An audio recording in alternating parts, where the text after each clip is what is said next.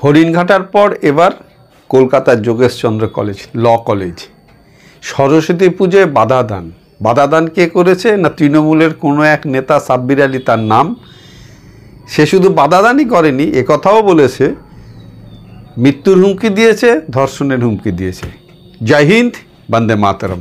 বন্ধুরা, আজকে এই নিয়ে ছোট্ট দু চারটে কথা।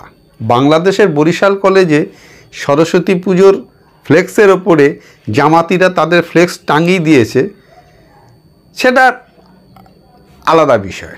Islamic country Bangladesh, Republic of Bangladesh, Islamic Republic of Pakistan অনেক দিন আগে নিয়ে চলে গেছে, সেখানে এসব চলছে, আমরা মেনে নিয়েছি, তাদের ভয়ে চলে এসেছি মারধর খেয়ে। কিন্তু ভারতবর্ষ, তার মধ্যে আবার কলকাতা, মানে পশ্চিমবঙ্গ, বাঙালির হোমল্যান্ড, বাঙালি হিন্দুর হোমল্যান্ড, সেখানে সাব্বির আলী নামে তৃণমূলের এক নেতা সে হুমকি দিচ্ছে সরস্বতী পুজো করতে দেব না এবং মেয়েদের মৃত্যু মানে ধর্ষণের হুমকি দিচ্ছে। এটাকে অনেকে বলছে লজ্জাকর ঘটনা, দুঃখজনক ঘটনা। এটা কোনো লজ্জাজনক দুঃখজনক ঘটনা না, এটা কাপুরুষোচিত ঘটনা। এখনও পর্যন্ত সেই তৃণমূলের নেতা সাব্বির আলী গ্রেফতার হলো না, তার হাড় গোড় ভেঙে হাসপাতালে ভর্তি হলো না। এর থেকে আর কাপুরুষোচিত কী হতে পারে? চলতে থাকবে এইভাবে। শেষমেশ আদালতের দ্বারস্থ হতে হলো। আদালতের নির্দেশ দিলেন, আদালত বললেন যে সশস্ত্র পুলিশ পাহারায় পুজো হবে, বিসর্জন হবে।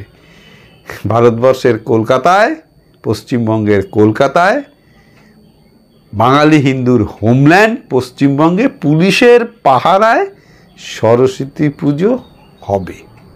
বাহ, এর থেকে আর কাপুরুষোচিত, পুরুষত্বহীনতা আর কী হতে পারে? সেখানে এখন পুজো আর্চার আগে মূর্তি ভাঙা হয়,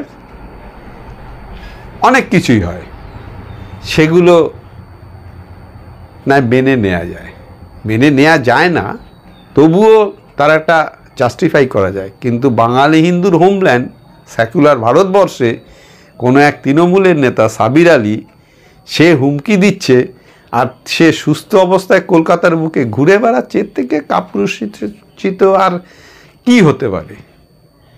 বন্ধুরা, দেখা যাক আগামী দিনে কি হয়। আমার ভিডিও যদি ভালো লেগে থাকে তাহলে অবশ্যই একটা লাইক করবেন, আর কিছু বলার থাকলে অবশ্যই কমেন্টস বক্স খোলা আছে, কমেন্টস করে জানাবেন। আর আমার ভিডিও যদি ভালো লাগে তাহলে আমার এই ইউটিউব চ্যানেলটিকে সাবস্ক্রাইব করবেন। নমস্কার বন্ধুরা, সবাই ভালো থাকবেন।